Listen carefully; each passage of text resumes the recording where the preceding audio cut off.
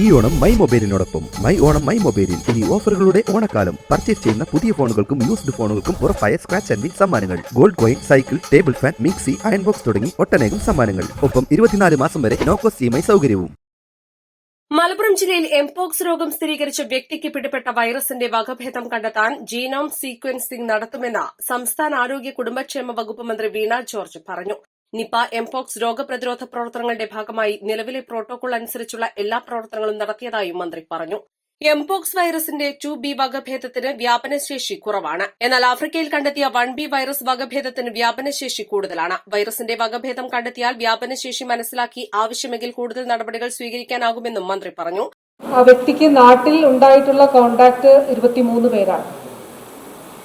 അപ്പോൾ ആ 23 പേര് അവര് സെൽഫ് മോണിറ്ററിംഗ് കൂടിയാണ്. കാരണം കൈകാലുകളിലൊക്കെ ചിലപ്പോൾ ഈ ലൈസൻസ് ഉണ്ടാകണം എന്നില്ല. അപ്പോൾ സെൽഫ് മോണിറ്ററിംഗ് ഒരു പ്രധാനപ്പെട്ട കാര്യമാണ്.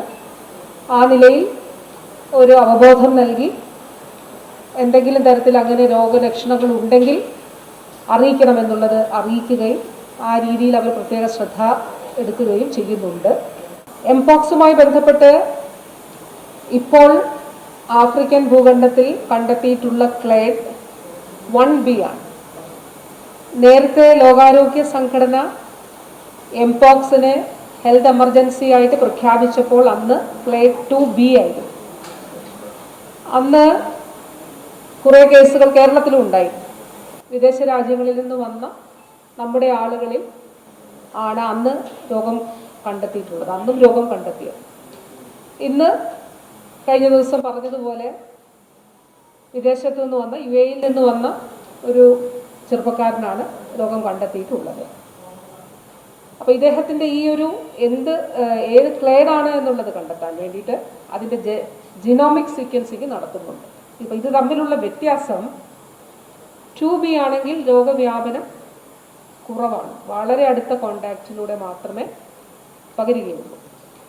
1B ആണെങ്കിൽ ആഫ്രിക്കയുടെ പല ഭാഗങ്ങളിലും കാണുന്ന വകഭേദമാണെങ്കിൽ അതിൻ്റെ ഇൻഫെക്റ്റിവിറ്റി, രോഗവ്യാപന ശേഷി വളരെ കൂടുതലാണ്.